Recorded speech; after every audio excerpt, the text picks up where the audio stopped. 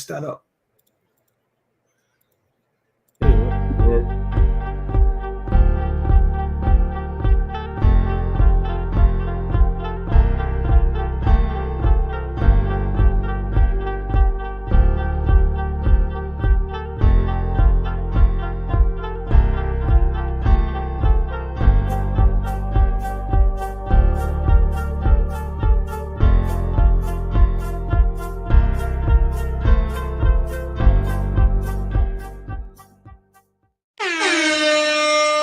What is going on? I thought my mic was off. What's going on, everybody? Welcome. We are back. Smart Wealth Solutions, episode 3. And I am here, Rashon Davis, with my co-host and brother from another mother, Mr. Angel Rivera. How are you tonight, sir? What is going on? Well, we're back at it again, bro. Back at it again. My boy Angel over here is extremely tired, but we're going to push through. We are transparent over here. We're going to push through at 8:48 on a Saturday. Going to get it done because we committed to this, so it is what it is. Businesses are booming. Businesses are running, and we ain't going to sit here and complain about it. As you well know, if you don't like your own stuff, nobody will. So, listen, I'm liking my own stuff, all right? Don't judge me. So, with that being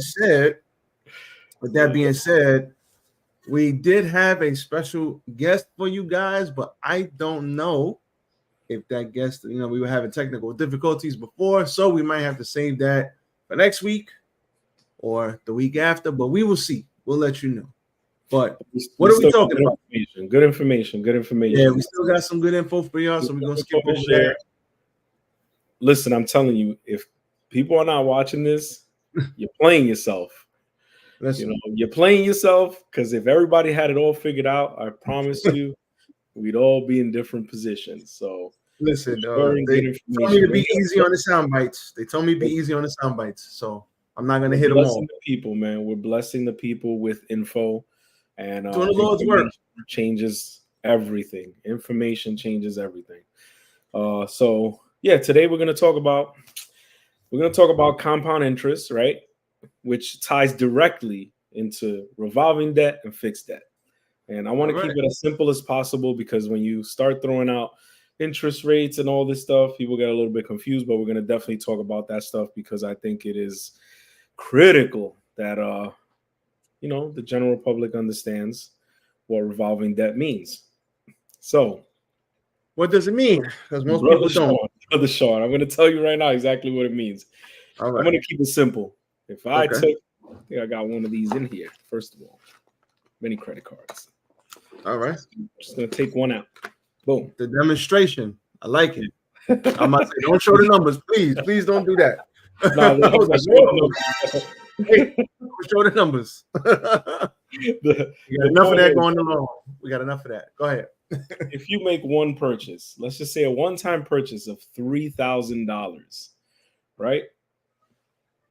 And you have an 18% interest credit card, which is what most of them are not. They're probably, they give you that 19 to 20, 19 to 29, sometimes 29. Sometimes 29. They hit you with the 29. But either way, we're going to stick to 18% for this example. You make a one-time purchase of $3,000. You walk into PC Richardson. You got a washer dryer, right? Think you need it. Got to wash that clothes on a Sunday. It's going to take you about pretty long time, to pay off, about good 10 years to pay that off. And how much would you be paying in total if it was 18 to 30% 18%. We're going to stick with 18%, but it would definitely be around $2,000 in interest. So for the people in the back, so you bought something for $3,000, and then you had to put another $2,000 on top of it just to pay it off. Because of its 18% interest? Yeah, if you do not pay that off, right, within whatever, the first year, first few months, or within the first year. That's usually, that's what most people don't understand. This happens all the time during Christmas time, right? We know that people go out and make a big purchase, and that interest is still compounding over to the next year, and then the year after that, and then the year after that. And then people don't realize why their payment started at 125. Now it's at 480. And it's like, what? Because every year is accruing interest every single month. So And no, go ahead. yeah, so that's what people don't understand. Compound interest against you is the devil. So that, and I like to speak from experience. So I remember I bought a bed and I was like 20, maybe 19, 20. And I had to pay, it was like $1,200. But if I pay half of it, I could take it home. And I think I was working at like McDonald's or something. I was like 8, 9, I was a teenager still, but I wanted a new bed. So that $600 ended up turning into like $1,000 after. So I ended up paying like an extra $400 for the bed. Now that's a very small sample compared to what you just said, but I witnessed this firsthand experience with credit cards, secondhand experience. I remember I had a $5,000 limit when I worked at Bloomingdale's. I was 23. I remember I had a $5,000 limit, and I ran that thing up to like $2,000. I was paying it off, but the minimum was only like $40-$50. And then like I paid it off for like maybe 6-7 months. And I'm like, why is it's like I wasn't even making a dent in it at all because I was paying the minimums. And that's what most people don't understand. Now I was young, I was in my 20s, early 20s, but it's like if you're just paying the minimums, like because a lot of people look at what they can afford, right? So it's like, well, I can afford $25 a month. I can afford $50 a month, but you don't realize that thing just keeps rolling, like you said, against you. And then the 25 might turn into 45, might turn into 55, and that thing looks unrecognizable a year, 2 years later. But you can afford the minimums, and that's what a lot of these companies trying to get you on. Can you afford the minimums? Like not how much it costs in its entirety. Yeah. So in the simplest way possible, let's just say you're paying $45 your minimum payment. About 30 or 28 or 32 between that number is getting thrown away. That's going to their pocket. And then you're only paying about $15 towards your actual, purchase, which is, it makes you sick to my stomach thinking about it, but it's fact. People really opened up the bill because a lot of people have electronic, delivery statements. And again, most people don't sit there and open that statement. They're just looking at, okay, I got to pay this bill, I got to pay the minimum. But if you actually looked at your bill, like you had a paper copy, and they actually tell you how long it's going to take you. It's on there. It's going to say if you're making minimum payments. It definitely does tell you. It does tell you, but most people do not. They don't pick up the paper, man. So yeah, sometimes you want to get that. You want that bill to come in the mail, and Oh man, I never even realized it definitely does tell you. But most people, it's out of sight, out of mind. They don't even look at because everything is electronically delivered, so they don't even really look at what the bill is, how much it is. They just know this is how much I got to pay. And it starts to get dangerous when you start to get into the higher thousands of dollars. I mean, something that's 10 grand, like all of these crazy loans that people get, something that's 10 grand. I was seeing stuff from like these other, I ain't gonna say no names because you don't want to get flagged, but I was seeing loans that was like 10 grand and then the interest is 8 grand. What is the point? Rashon, this is for entertainment purposes only. Listen, what we say is, and I should have led with that. This is for entertainment purposes only. This is not for anybody to do this is not financial advice. We are just doing this for entertainment and educational purposes only. Anything we say, either we have done, but we do not advise you to do. We are not your financial advisor. We are just here to educate you and talk about simple concepts from finances. Yes, sir. Right. Now that we got that out the way. As long as we put it in there. Yeah, now that we got that out the way, go back to what I was saying. But yeah, I've seen some crazy loans. It's like, why would you even get that? I mean, if you need the 10 grand for whatever, and then you got to pay 8-9 grand back, that's double the money back. That's craziness. It's crazy. I always say a borrower's mindset is a terrible mindset. It's a dangerous mindset. And a lot of people, I've been a victim to it myself. You get the allure of being able to get a large sum of money quickly is a borrower's mindset. The problem is that you're only looking at the transaction, right? You're only looking at, okay, I'm getting this money, but you're not thinking about the back end of it. That's the consequence, right? That that's the consequence. You're taking that money up front, but then you're not realizing the end result. And honestly, I learned this when we were purchasing our first home, because we again, although I did understand some concepts about interest, when it comes to a 30-year mortgage, Yeah. that's a whole nother, people don't even realize a basis point, it'll make a big difference. You're talking about, yeah, you're paying an extra $80, and it doesn't seem like much, right? An extra $80 a month, but take that and put it over 30 years. 30 years, yeah. Thousands of dollars you're paying. No, extra. Yeah, 30K. It's like, you know what I'm saying? So that's what most people don't really they don't grasp that concept. And I feel like that's why credit cards win. They're winning. Credit cards are winning every time. Remember, even if you have good credit, the minute you make that purchase, you're being penalized. Yeah.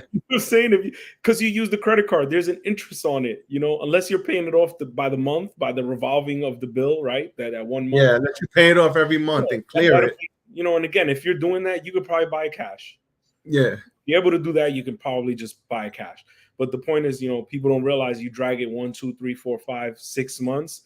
And now that credit cards are winning, the longer you have that bill, that debt, they're winning. Yeah. They're playing the long game. That's what they're doing. Question for you. So I know I want to get back to the house paid off early, but I have a question first. So do you think it's a smart idea? Let's say somebody's got cash. They're cash heavy. They got cash, but they utilize they get credit cards and utilize them for the points because they could pay their stuff off. Do you think that's a good idea? Oh yeah, if you have a rewards card. They got reward cards, they got flight cards, they got cards for every damn thing. Yeah, of course. If you're getting like Sky Miles and stuff like that, I definitely am for that.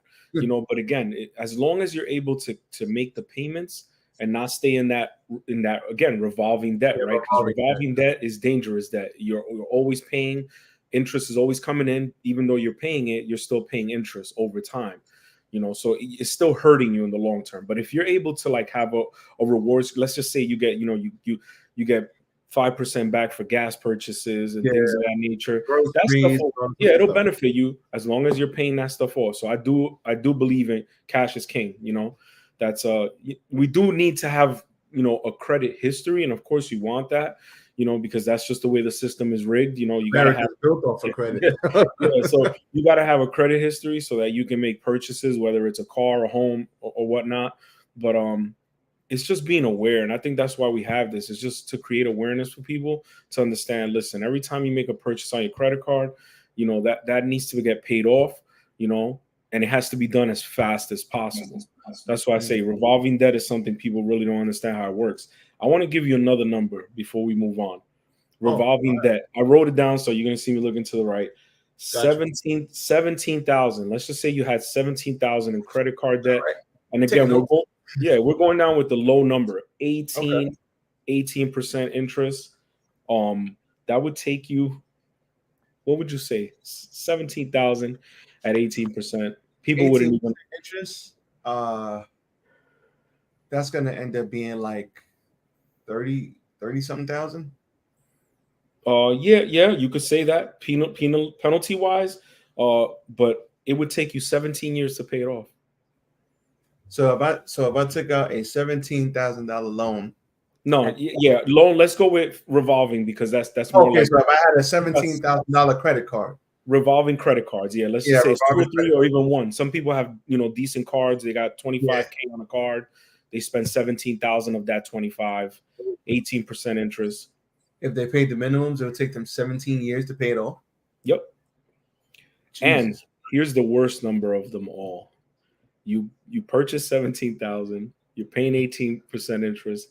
Over that time, over that 17 years, you've paid $12,500 in interest. $12,500 in interest. Almost as much as you borrow. Yeah, it's a scare. Again, these numbers, they make my stomach turn, but they're actual numbers. People can run these numbers all day long. And that's a $595 payment every month. Yeah, that's hefty. So that's not even, I mean, that's wild. But let's go, right. I didn't want to do this, but I'm gonna do it. I'm gonna go into pretend this is a student loan. Oh Jesus. Bro. And this is a student loan. I don't know. You went to school for whatever, you want to learn to do some trade, whatever it is, you went to school. Imagine $595 for the next 17 years. I got a student loan story, man. So it's like prison. Yeah. So I actually was so bright that I got my mother to help co-sign with me on my student loan. Thank God I am debt free. So we are student loan free, not debt free, but student loan free. That's God's mark on that, because that is the worst type of debt you can have, because it is not forgiven. Listen, I don't care what these politicians telling you. Most of the time, you cannot get your student loan debt forgiven. I know there's some policies out now. Yeah, but that's many people out of the totality. I don't think it's even worth the mention. Yeah, so yeah, we're not gonna get into that tonight. We'll be here all night. But I had a loan for 12.5. Do you know? And this was 2009. I started paying it back in 2010. I finished paying it off. My wife is sleeping. I want to say 2018. Sheesh. 2017, 2018. So that's what, 9 years, right? Almost. Do you want to know what the ending was from the 12.5? You want to know how much I actually gave them back? Probably double. Yep. Yeah, exactly. You gave them 24. Yeah, 24. That I remember. I used to work at a car dealership, right? And I remember I looked at this car, and it was $24,000, and I was like, I literally bought a car in 2009. I bought a car and paid it off in 10 years. That's what I did. I remember my payments were $365 a month. They ended up, and mind you, this is as a 20-year-old, so it's not like I had this great paying job out of school.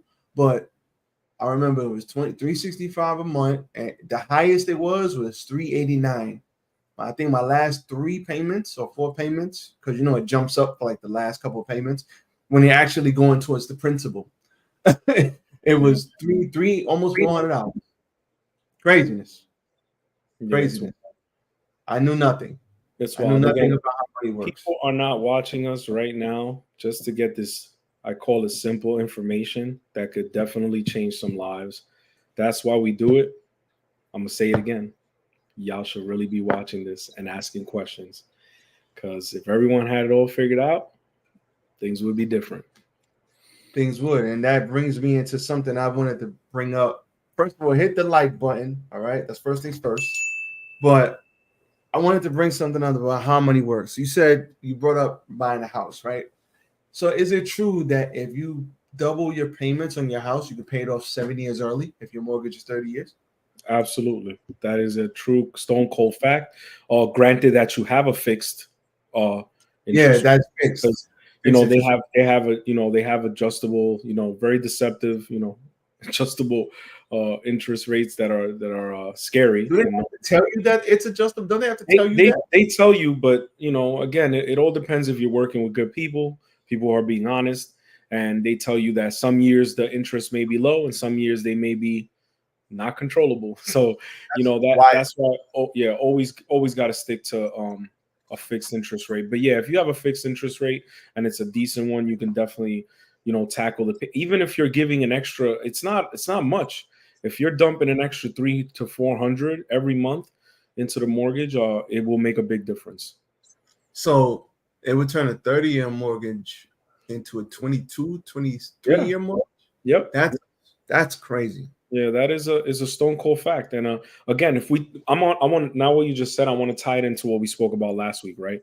Yeah. We talked about, what people spend every day when they go to work, and they're buying coffee, breakfast. And we even came up with a number, it was like $600 a month. Yeah. So imagine if you just took that money, put it towards your mortgage. Yeah. You know what I'm saying? Like, If you there's made your own coffee and brought it to work instead of buying there's on always a Starbucks every day. solution. Yeah, there's always something there that will require you to change your lifestyle, and that's why we talk about this, because we simplify it so that people understand. This could help you in many different ways. Just becoming more disciplined and about money and how you think about money and spending it. So think about that. If you took that money that you spent on breakfast and coffee, put it towards you're investing into your home. That's yours. That's your equity. So in the long term, that's going to benefit you. So I think that's a great trade-off to make. Not anything to be ashamed of. Again, I, I definitely didn't know all this information ever. Again, we're all learning every single day. So if you keep an open mind, you learn every single day, you're going to be unstoppable. So I know we spoke about revolving debt. Now I'm going to just go real quick into fixed debt. Like why revolving debt is terrible, why fixed debt, if you're going to get into any kind of debt, fixed debt is probably a place that you can climb out of. So As what is fixed debt? Fixed debt is similar to like having a mortgage. You're paying, that you're paying every single month. That interest is locked in. And although you are obviously paying interest and the bank is making money off of you, it's still something that is manageable because it's not changing. So if you're paying your mortgage, let's just say your mortgage is $2,400 a month, it's not going to change. It's going to become that. And there's some instances where, I'm not going to get into it, but homeowners insurance and stuff like that, can change the number a little bit, but it's only going to change 20 or $30. It's not going to go up another 200 or 300. Yeah, which is crazy.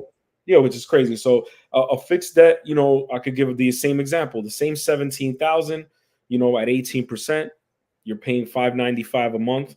If it was fixed, this is crazy, right? So I'm gonna compare it. If it was fixed, it would only take you 3 years and 2 months to pay off. But if it was revolving on the other kind of debt, it would take you 17 years. So why is that? Because the interest rate is different? Yeah, the interest rate, it's a fixed debt. It's not revolving. Like the interest rate is hitting you every month. Yeah, it's just 18% on.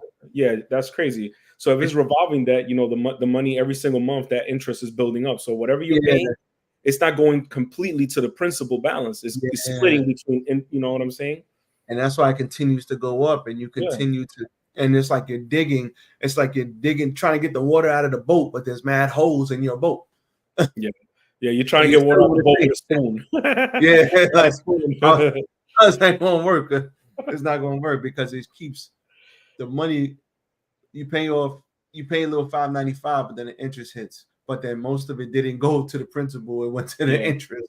So but if it's fixed, that whole thing is getting. So not it goes. It seems sometimes it sounds a little confusing, but if we go back to what the question you asked, right? If you have a mortgage and you're able to, apply a little bit extra every month, you can pay it off early.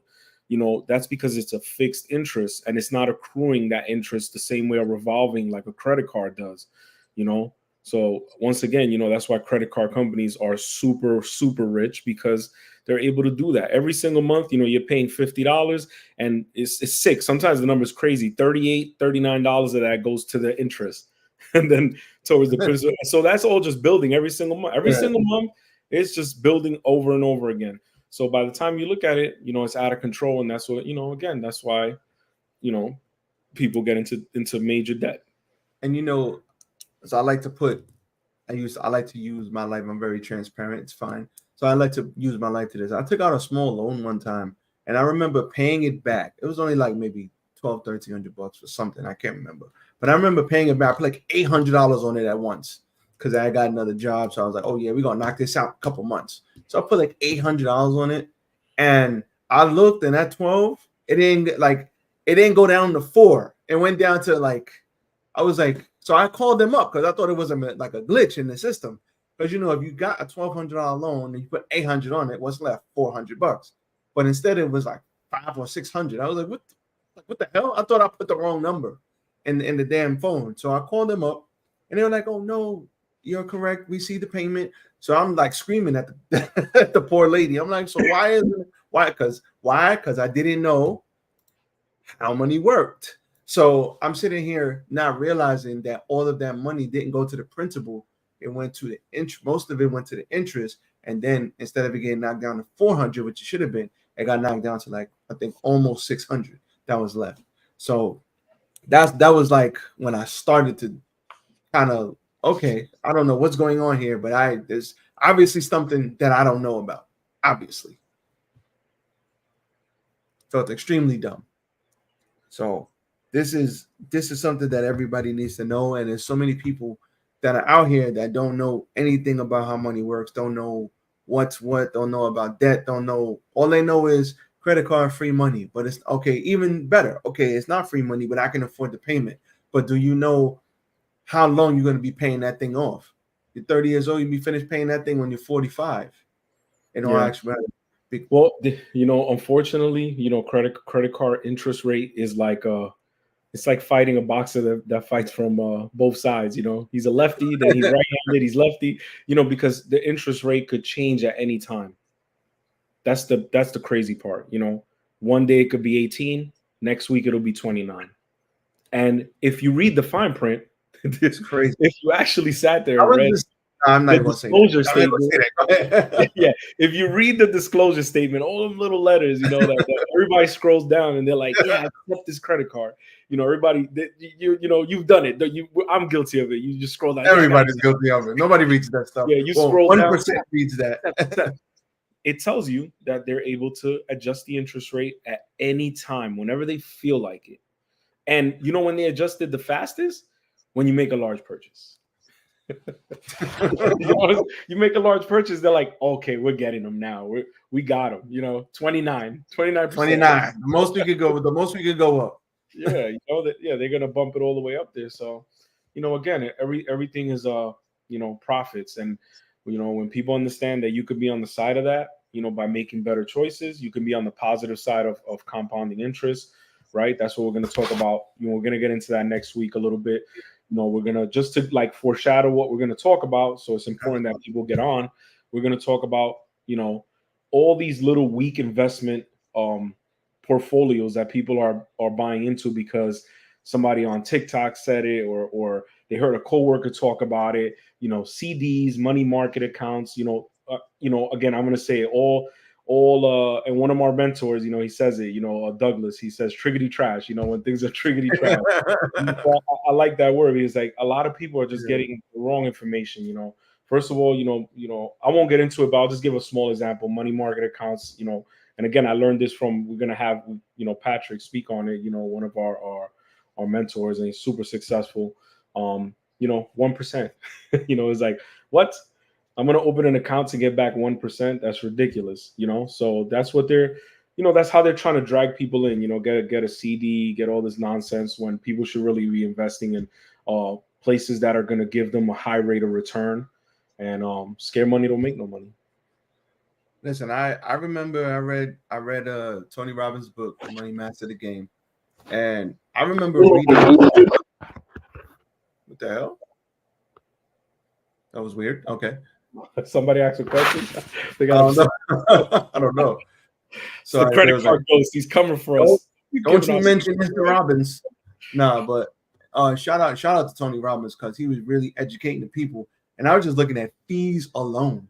So he was like, if you have a 1% fee versus 2% fee versus 3% fee, if you have your money in this account, I forget the name, mutual fund. There you go. If you have your money in a mutual fund and you get penalized and all this, and I'm not going to get into it. Go read the book, Money Master the Game. It's great.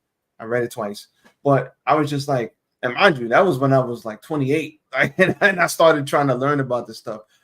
I mean, the difference between 1% and 3%, hundreds of thousands of dollars. Like, if everybody put in like 200,000 or 2 million, the difference in fees is ridiculous. Yes. But you wouldn't know that. You would think, oh, 1%, 3%, it's okay. It's not that bad. But you're paying for it. You're paying for it in the long run rather than paying for it right now. But they don't most people don't understand how in the long run it is terrible for you. Like the percentage and the fees and just it's going back to interest rates. 1% difference, 2% difference, 3% difference means a lot in the long run over time. When it comes to house, credit card, car, anything, that interest rate is highly important. That's why everybody's so excited that the Fed's about to cut rates most likely next month, because it'll be a little easier for people and people get a little bit of breathing room. And that's just like half a basis point, 1 basis point. And not like they're gonna cut all the way back down to 2% like we were living for 15 years, but just a half a percent is like eye-opening for people, and it's like, woof, we can breathe now. So it's just crazy when you start to get into it and start to learn how money works, just how important this stuff really is. If you don't know how much more money you'll be giving up in the long run. Yeah, for sure. Again, we're gonna, going off, piggybacking off what you just said, we're definitely gonna speak about that next week, because putting interest on your side and understanding that you can get a better rate of return putting your money somewhere else. And also, people need to really understand that saving money is a long-term game. Gaining interest on your money is a long-term game. There is no short-term solution to anything. And I think that's what people need to. We live in, again, microwave society. Everything's quick. You put the popcorn in, you're pissed off. Hurry up, 30 seconds is too slow. And that's what happens with people's concept of money, right? When they put money somewhere, they want it to be, double, triple by the next week. And it doesn't work that way, and I think that's what, people get into gambling and all that other sort of stuff, right? Because they want instant oodles and noodles. And it, when it comes to money and you compounding it and growing it over time, that's why it's over time. So absolutely, that's it, brother, man. That's all I got for you tonight, man. That's all we got. Appreciate you. Again, if people ain't watching, they being a sucker, you stay sucker free, man. Get the information. I'm stealing that. Yeah, this is good information, man. This is humble information. It's coming from a place of, again, me and Rashon are super, super humble.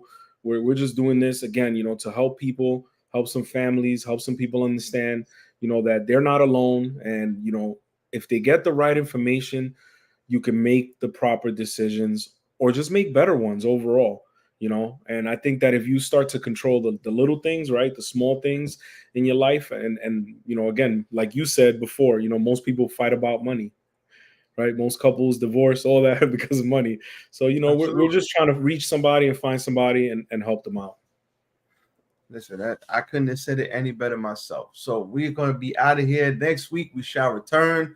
Hopefully we'll have our mentor on. We know he has some technical difficulties. Stay tuned for that conversation, because there's going to be some heavy hitters for that one. That one might have to be promoted. I might have to promote that one. For real. We need some people home. But what I will say is, from me, Mr. Davis, to Ms. Rivera, we hope that you enjoy these little gems we're giving you in and out like a jack move. We are out. We shall see you next week. Peace.